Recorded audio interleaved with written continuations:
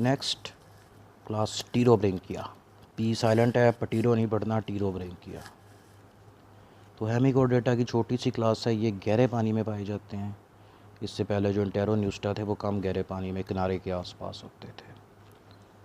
तो ये ज़्यादातर सदर्न हेमिस्फीयर यानी कि दुनिया का जो नीचे वाला आधा हिस्सा है ना, वहाँ पे पाए जाते हैं। तो इसकी कुछ स्पीशीज़ यूरोप के आसपास पाई जाती हैं और बरम्यूडा वाली साइड पे, बरम्यूडा कंट्री है, ब्रिटिश के अंडर है, छोटी सी कंट्री है, वहाँ पे भी पाए जाते हैं। तो ज़ूलॉजिस्ट ने इसकी 20 स्पीशीज़ आइडेंटिफाई की हैं और उनको डिस्क्राइब किया है। साइज़ में छोटे होते हैं और इनका साइज़ 0.1 मिलीमीटर से लेके 5 मिलीमीटर तक होता है। तो ये अपनी बॉडी के इर्द गिर्द ट्यूब सेक्रीट करते हैं, उन ट्यूब्स के अंदर रहते हैं और इनके अंदर एसेक्सुअल रिप्रोडक्शन यानी कि बडिंग और ट्रांसवर्स फिशन पाई जाती है, जिससे एक सिंगल एनिमल भी आहिस्ता आहिस्ता पूरी कॉलोनी बना लेता है।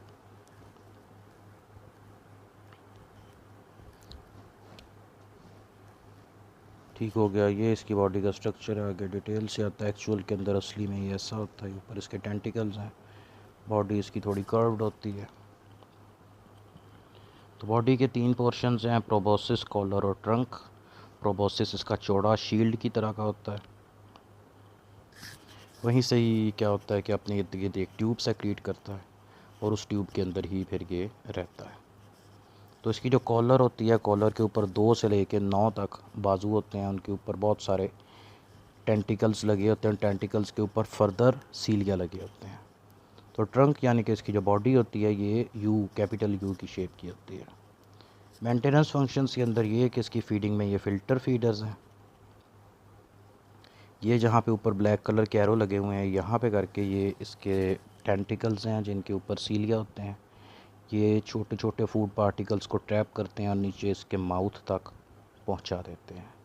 रेस्पिरेशन के लिए कोई सिस्टम नहीं होता, सिंपल डिफ्यूजन इस्तेमाल होती है। एक्सक्रीशन के लिए कोई सिस्टम नहीं होता, सिंपल डिफ्यूजन इस्तेमाल होती है।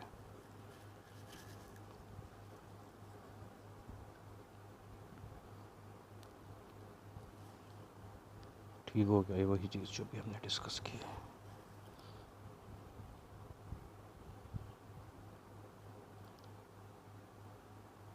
ठीक, उसके बाद इनके अंदर रिप्रोडक्शन तो मोस्टली इनमें रिप्रोडक्शन सेक्सुअल एसेक्सुअल दोनों तरह की होती है, लेकिन ये एसेक्सुअल को प्रेफर करते हैं।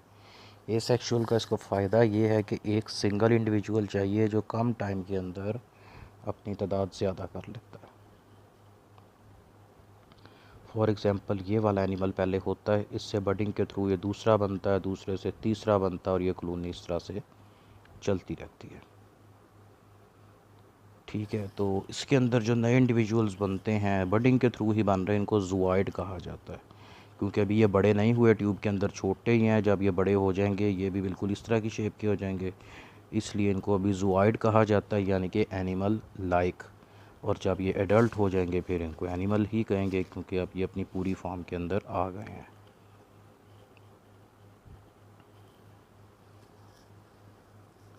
ठीक है, तो जिनके अंदर सेक्सुअल रिप्रोडक्शन होती है उनके अंदर 1 या 2 गोनेड्स होते हैं जो बॉडी में एंटीरियर अगले सिरे में पाए जाते हैं। इसकी स्पीशीज़ डाइशियस होती हैं। फर्टिलाइजेशन एक्सटर्नल है। इसमें जो लार्वा बनता है वो प्लेन्यूला लाइक लार्वा होता है, मतलब कि शेप वैसी होती है लेकिन प्लेन्यूला नहीं कहते उसको। तो अक्सर केसेस के अंदर ये फ़ीमेल के साथ ही ट्यूब के अंदर ही रहता है या बाज़ औक़ात अलहदा होकर पानी में भी तैरता रहता है। उसके बाद इसमें मेटामॉर्फोसिस होती है और ये अपनी बॉडी के इर्द गिर्द एक शेल सा बना लेता है जिसको कोकून कहा जाता है, और उसके अंदर से फिर ये एडल्ट में चेंज होकर निकलता है।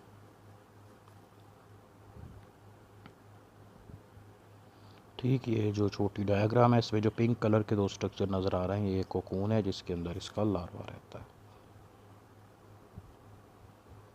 ठीक, और ये कॉलोनी फॉर्मेशन के एक एनिमल एक से दूसरा बनता है और इसी तरह तीसरा बनता है और ये काम चलता जाता है।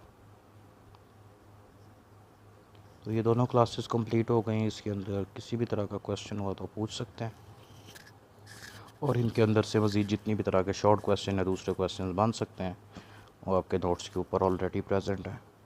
उनको देखें और जहाँ से समझ ना लगे वो आप मेरे से पूछ लें।